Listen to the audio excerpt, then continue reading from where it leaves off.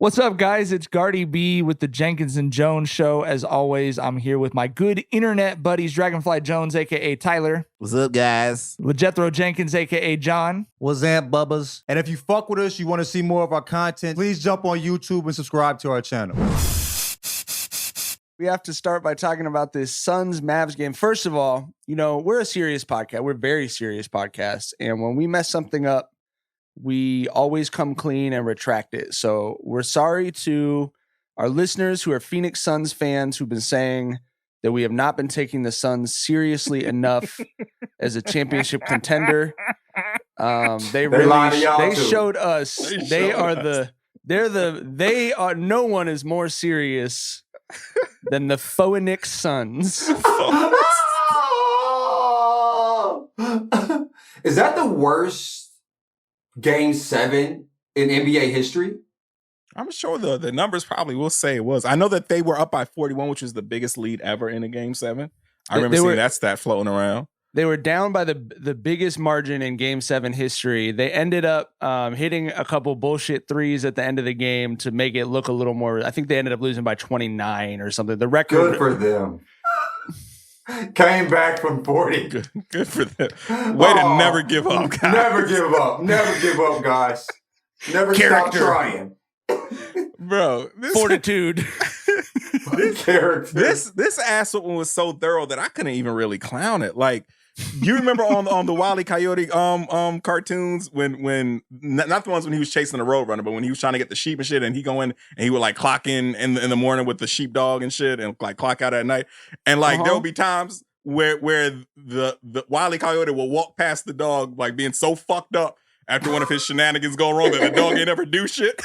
You know what I mean? Like you see Wiley walking by him like an accordion and just be like, something smash the fuck out of Wiley. I don't need to be on the job. Like, that's how I felt watching this game. Like, they was walking like an accordion out that motherfucker. I don't think there was anything I could have done to like contribute to the discourse by commenting on it. That Acme Anvil was on their head, nigga. That was on their ass, bro. Shit. Damn, they got bigged up. That shit crazy, bro. Like, seeing Chris Paul at the end, the video they showed him looking, bro, I bet like he saw all the future and all the past at the same time. You know what I mean? Like he was one of them stairs. Sheesh. It was one of those I wasn't ever shit and I might not ever be shit moments. Like it was like this ain't for me, dog. Yeah. And then he just said he addicted to the finals. Yeah. They said 1 year sober. They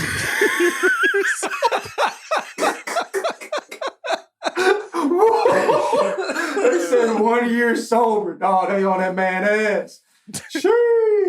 They got beat so badly that the broadcast team in the middle of the third quarter was just flat out playing Mad Libs, Choose Your Own Adventure, pure speculative fantasy fiction, trying to come up with an injury.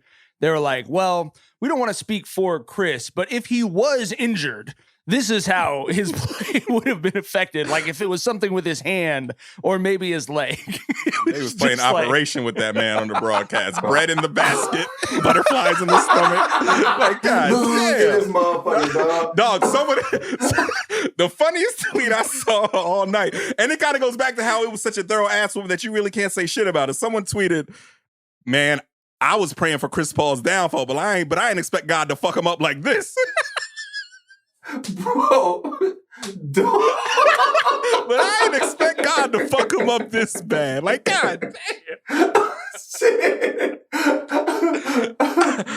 That shit killed me. God bro. was listening too much. That shit crazy, dog. And they said, I saw they on his ass. So they said something like, Chris Paul, first player to get 3-0-2, leading 0-2 and losing, and he just extended his lead. This is like real like basketball account saying shit like this, dog. And he also, I think, now has the longest streak of Game 7 losses in the NBA as well. I actually, like, we're going to continue to make fun of the Suns because this is the funniest shit ever, but I'm actually curious for your guys' opinion. Like, how do you, if he retired today, which he's not going to do because there's $30 million waiting for him. But they really asked him. That's how wild. That's how bad he was. After it, Right. Are you gonna play basketball? Are you gonna? This everything you just did tonight, you're going to do that again? You want to do that more? I know 28 million is in front of you, but do you really want to do this to yourself? You're going to you're going to walk like an accordion next season too. Right. You want to embarrass yourself anymore? Like, it's wild. I mean, just that comfortable asking that question, G. All right, now for a very special edition of Cock Talk on Jenkins and Jonez. It's time to dig yourself out of that winter hibernation. Spring is here, and it's time to get sprung with Blue Chew. That's right, this episode is sponsored by Blue Chew. Guys, confidence can take you far in life. It can also help in the bedroom, especially when it comes time to step up to the plate. Metaphorically speaking. That's where Blue Chew comes in. Blue Chew is a unique online service that delivers the same active ingredients as Viagra and Cialis, but in chewable tablets and at a fraction of the cost. You can take them anytime, day or night, so you can plan ahead or be ready whenever an opportunity arises. The process is simple. Sign up at bluechew.com, consult with one of their licensed medical providers, and once you're approved, you'll receive your prescription within days. The best part, it's all done online, so no visits to the doctor's office, no awkward conversations, and no waiting in line at the pharmacy. Blue Chew's tablets are made in the USA and prepared and shipped direct to your door in a discreet package. It's time to get off the couch and back to work. If your tool needs an upgrade, head to bluechew.com. If you could benefit from extra confidence when it's time to perform, Blue Chew can help. And we've got a special deal for our listeners. Try Blue Chew free when you use our promo code JandJ at checkout. Just pay $5 shipping. That's bluechew.com. Promo code JandJ, that's JANDJ, to receive your first month free.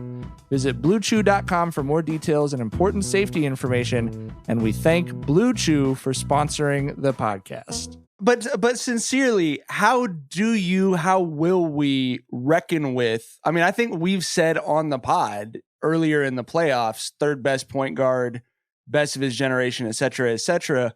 But the playoff stuff is an absolute part of that conversation, right? Like, how do you put all that together at the end of the career for Chris Paul?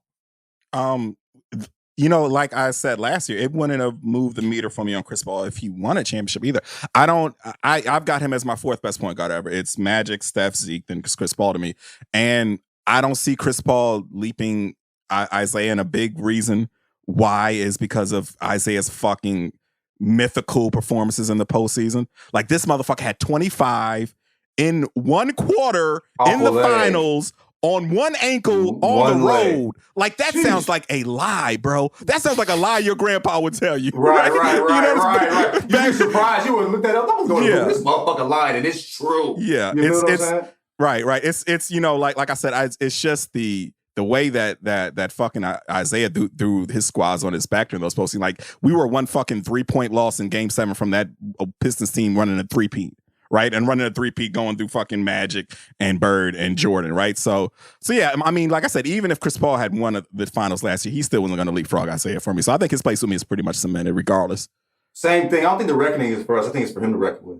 You know what I mean? Like, we think he is who he is. You know, he has to realize who he is. A person that's extremely good at his position who just won't win a chip and maybe wasn't good enough to. You know what I mean? Like, some people are like, somebody said, Chris Paul really deserves this.